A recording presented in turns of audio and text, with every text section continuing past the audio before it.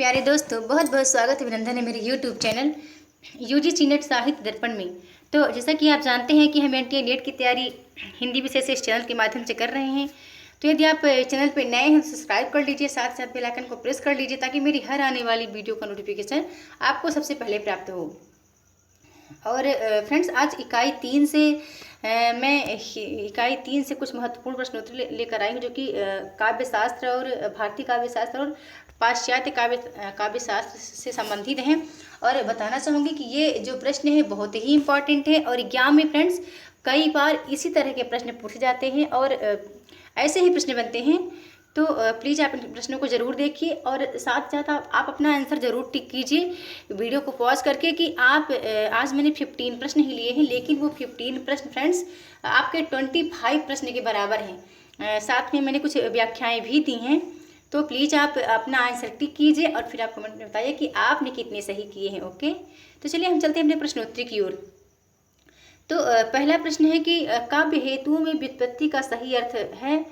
तो सही अर्थ क्या है? ए नंबर परिश्रम है कि शब्द ज्ञान है कि लोक ज्ञान है कि प्रगाढ़ पांडित्य है। तो इसका जो राइट आंसर है फ्रेंड्स, इसका राइट आंसर बी करेक्ट है, शब्द ज्ञान है। और बताना चाहूँगी कि जो काव्य हेतु मुख्यतः 3 प्रकार के माने गए हैं, प्रतिभा, व्युत्पत्ति और अभ्यास। तो यहाँ पर जो व्युत्पत्ति का अर्थ है, इस प्रश्न में जो व्युत्पत्ति का अर्थ है वो शब्द ज्ञान से है। ओके, तो राइट आंसर हमारा बी करेक्ट है। फिर चलते हैं अगले प्रश्न की ओर। प्रश्न दिया गया है कि काव्य गुणों के प्रतिष्ठापक आचार्य हैं। तो आपको बताना है कि काव्य गुण के कौन है जो प्रतिष्ठापक आचार्य माने गए हैं। रुद्रट हैं या दंडी है या वामन है या अप्पे दीक्षित हैं। तो इसका जो करेक्ट ऑप्शन है वो ऑप्शन नंबर सी करेक्ट है, वामन है। उम्मीद करती हूँ कि आपने अपना आंसर भी चूज कर लिया होगा फ्रेंड्स। थोड़ा सा मैं इसके संबंध में आपको बताना चाहूँगी कि काव्य गुण के जो प्रतिष्ठापक आचार्य वामन है, तो वामन ने गुणों को 2 भागों में विभाजित किया है, शब्द गुण और अर्थ गुण। वामन ने गुणों की संख्या 20 माना है और भरत मुनि ने 10 गुण माने हैं, जबकि भामह, मम्मट, आनंद वर्धन आदि आचार्यों ने प्रसाद, माधुर्य और ओज नामक 3 गुण ही माना है। ओके, फिर चलते हैं अगले प्रश्न की ओर। तो हमारा प्रश्न दिया गया है, प्रश्न नंबर 3 है कि आचार्य रामचंद्र शुक्ल द्वारा स्थापित सिद्धांत नहीं है। आप बताना है कि कौन सा सिद्धांत है जो आचार्य शुक्ल द्वारा स्थापित नहीं किया गया है। तो कौन सा है वो? विसंगति बोध है या लोक मंगल की साधनावस्था, हृदय की मुक्तावस्था या विरुद्धों का सामंजस्य।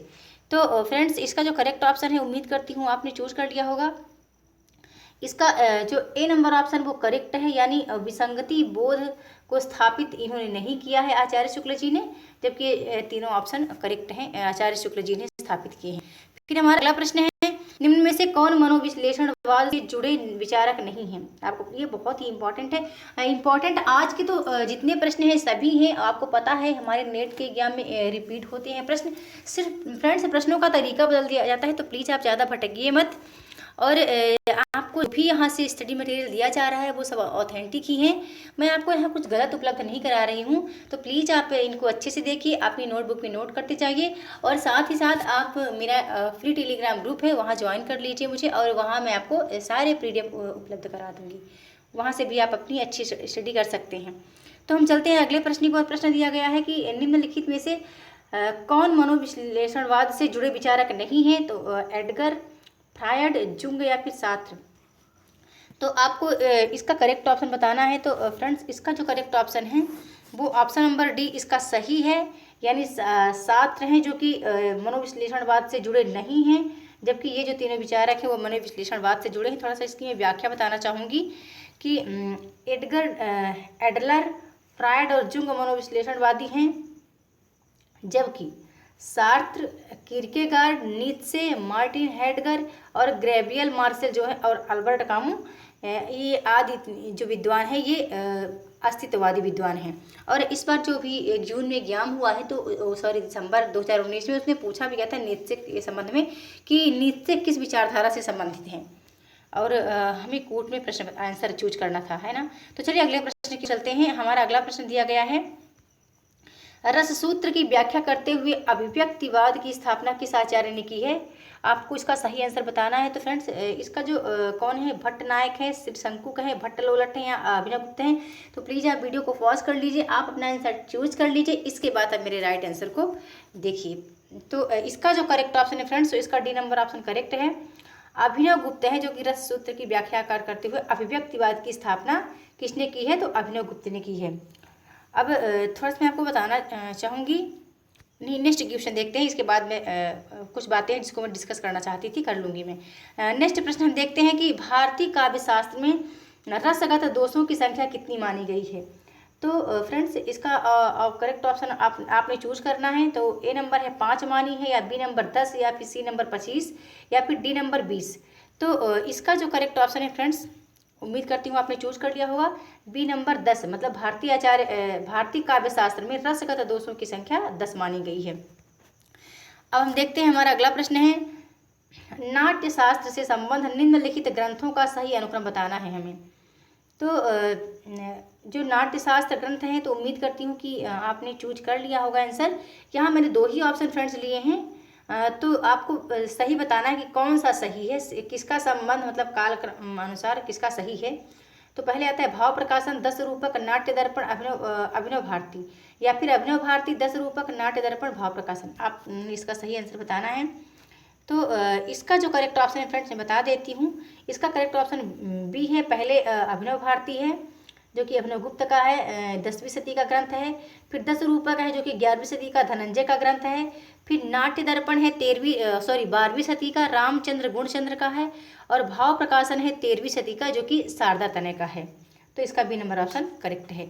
फिर चलते हैं अगले प्रश्न की ओर। तो प्रश्न दिया गया है कि काव्य सर्जन एक प्रकार के ईश्वरीय उन्माद का परिणाम है, यह कथन किसका है। आपको बताना है कि यह कथन किसका है। तो उम्मीद करती हूँ कि आपने अपना आंसर राइट चूज कर लिया होगा। ए कॉलरिज, बी प्लेटो, या सी अरस्तु, या डी कौनसी। तो इसका जो करेक्ट ऑप्शन है फ्रेंड्स, इसका ऑप्शन नंबर बी करेक्ट है। बी प्लेटो ने कहा है काव्य सर्जन एक प्रकार के ईश्वरीय अनुमाद का परिणाम है। फिर चलते हैं अगले प्रश्न की ओर। यह भी इंपॉर्टेंट है और एग्जाम में कई बार पूछा जा चुका है। फ्रेंड्स बता दूं कि ये प्रीवियस ईयर प्रश्नों के ही कलेक्शन हमने यहाँ पर लिए हैं जो कि एग्जाम में पूछे जाते हैं। और आपको इकाई 3 करना बहुत ही ईजी है आपके लिए, यदि आप अच्छे तरीके से पढ़ते हैं तो। प्रश्न दिया गया है कि जादुई यथार्थवाद शब्द का प्रयोग सबसे पहले किसने किया। फ्रेंच रोह ने, जुआन रूफो ने, या जॉर्ज साइको ने। तो उम्मीद करती हूँ कि आपने अपना आंसर चूज कर लिया होगा फ्रेंड्स। तो इसका जो करेक्ट ऑप्शन है वो है ए नंबर ऑप्शन करेक्ट है। फ्रेंच रोह ने जादुई यथार्थवाद शब्द का प्रयोग सबसे पहले किया है। फिर अगला प्रश्न है, प्रश्न नंबर 10 हमारा है, टी.एस. इलियट के आलोचना ग्रंथों का आपको सही अनुक्रम बताना है कि टी.एस. इलियट के आलोचना ग्रंथ कौन सा क्रम सही है। फ्रेंड्स यहाँ भी मैंने 2 ही ऑप्शन लिए हैं। तो पहले आता है the sacred wood, Elizabethan essays ancient, या एसेज एशियंट एंड मॉडर्न। तो उम्मीद करती हूँ कि आपने अपना आंसर चूज कर लिया होगा फ्रेंड्स। तो इसका जो करेक्ट ऑप्शन है वो इसका ए नंबर ऑप्शन करेक्ट है। पहले द सेक्रेड वुड आता है, फिर आता है एलिजाबेथन एसेज, फिर आता है essays ancient and modern. Okay, तो उम्मीद करती हूँ कि आपने अपना आंसर चूज कर लिया होगा। और जो स्थापना और क्रम वाले प्रश्न आते हैं, ऐसा मतलब अनुक्रम वाले आते हैं, तो प्लीज़ आप इनके प्रकाशन वर्ष आप जरूर याद रखें, तभी आप इनको करेक्ट कर पाएंगे। फिर हमारा अगला प्रश्न है, इसको आपने सही जोड़ी के साथ मिलाना है फ्रेंड्स। तो निम्नलिखित ग्रंथों को लेखकों के साथ सुमेलित कीजिए। पहले आता है लिरिकल बैडलेस, फिर बायोग्राफिया लिटरेरिया, फिर एस्थेटिक्स है, फिर इसके बाद है द फाउंटेन ऑफ एस्थेटिक्स है। तो आपको बताना है कि इसमें करेक्ट ऑप्शन कौन सा है। लिरिकल बैडलेस का किसके साथ आप मिलान करेंगे, किसका ग्रंथ है। फिर बायोग्राफिया किसका है, एस्थेटिक्स किसका है, और द फाउंडेशन ऑफ एस्थेटिक्स किसका है। तो मैं आपको यहाँ पे कोड दिखा देती हूँ।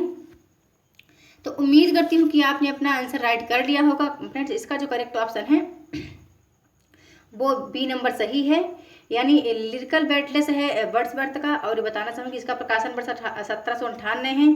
फिर बायोग्राफिया लिटरेरिया 1817 में प्रकाशित हुआ, यह कॉलरिज का है। फिर एस्थेटिक्स है जो कि 1920 में प्रकाशित हुआ, यह क्रोंचे का है।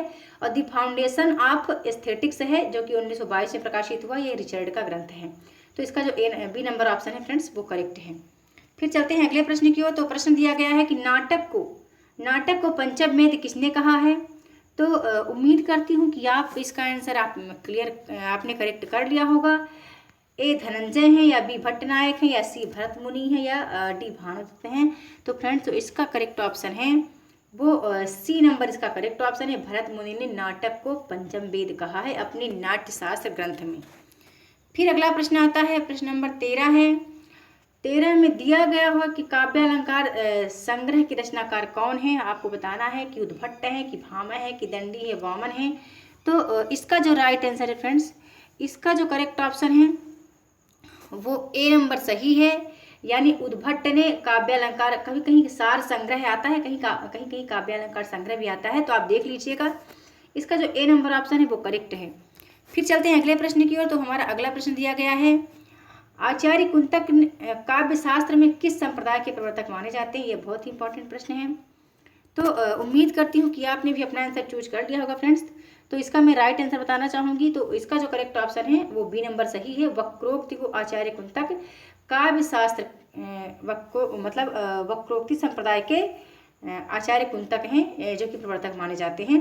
फ्रेंड्स थोड़ा सा मैं यहाँ पर क्रमशः संप्रदाय और प्रवर्तक भी बताना चाहूँगी, क्योंकि यहाँ से देखिए यहाँ से बहुत प्रश्न बनते हैं। मैंने कहा है वीडियो प्रारंभ करते ही कि बेशक हम यहाँ 15 प्रश्न देखने वाले हैं, लेकिन वो प्रश्न आपके 25 जितने हो जाएंगे, क्योंकि जो थोड़ी बहुत मैंने व्याख्या बता दी है तो उनसे प्रश्न बनते हैं, इसलिए मैं उन व्याख्या को लेकर आई हूँ। यदि आपको ऐसे ही प्रश्न चाहिए तो प्लीज़ आप मुझे कमेंट करके बताना। तो मैं एक एक प्रश्नों का व्याख्या यहाँ पर करती जाऊँगी। तो देखते हैं कि रस संप्रदाय के प्रवर्तक कौन है, भरत मुनि माने गए हैं। अलंकार संप्रदाय के प्रवर्तक कौन, भामा हैं। औचित्य संप्रदाय के प्रवर्तक आचार्य क्षेमेंद्र हैं। वक्रोक्ति संप्रदाय के प्रवर्तक आचार्य कुंतक हैं। ध्वनि संप्रदाय के प्रवर्तक आचार्य आनंदवर्धन है। और रीति संप्रदाय के प्रवर्तक कौन है, तो आचार्य वामन है। प्लीज़ आप इसको ध्यान से देखिए और याद भी कीजिए, क्योंकि बहुत इंपॉर्टेंट है। फिर हमारा 15 नंबर प्रश्न है, बहुत ही महत्वपूर्ण है। यहाँ से अक्सर प्रश्न बनते हैं और कई बार फ्रेंड्स बस प्रश्न घुमा फिरा के ऐसे एनडीए वाले पूछते हैं ना कि क्या कहूँ, इतना मतलब इजी, उसी चीज़ को इजी वे के साथ पूछ देते हैं मतलब। और आप लोग कहते हैं कि क्या पढ़ें, बहुत कठिन, बहुत डिफिकल्ट लग रहा है यूजीसी नेट क्लियर करना। तो कुछ भी डिफिकल्ट नहीं, बस आप ना हौसला रखें और आप इसके लिए आपको टाइम देना पड़ेगा। तो चलिए हम अपने प्रश्नों की ओर चलते हैं। प्रश्न है कि अनुमितिवाद की अवधारणा किसकी है, शंकुक की है या रुद्रट की है या भट्टनायक की या विश्वनाथ की है। तो आपको इसका फ्रेंड्स राइट आंसर चूज करना है। तो उम्मीद करती हूँ कि आपने इसका राइट आंसर चूज कर लिया होगा फ्रेंड्स। तो जो अनुमितिवाद है वो राइट आंसर इसका ए करेक्ट है। शंकुक का यह शंकुक इसके प्रवर्तक माने गए हैं। अब थोड़ा सा हम यहाँ इसकी व्याख्या देख लेते हैं। तो आचार्य हैं, सिद्धांत हैं, उनके दर्शन हैं। कौन से आचार्य किस सिद्धांत को इन्होंने प्रतिपादित किया है और किस दर्शन से जुड़े हुए हैं। तो पहले आते हैं भट्ट लोलट्ट हैं, ये उत्पत्तिवाद या आरोपवाद के सिद्धांतवादी हैं और ये मीमांसा दर्शन से हैं। फिर शंकुक जो है वो अनुमितिवाद से, इनका सिद्धांत है, ये न्याय दर्शन से हैं।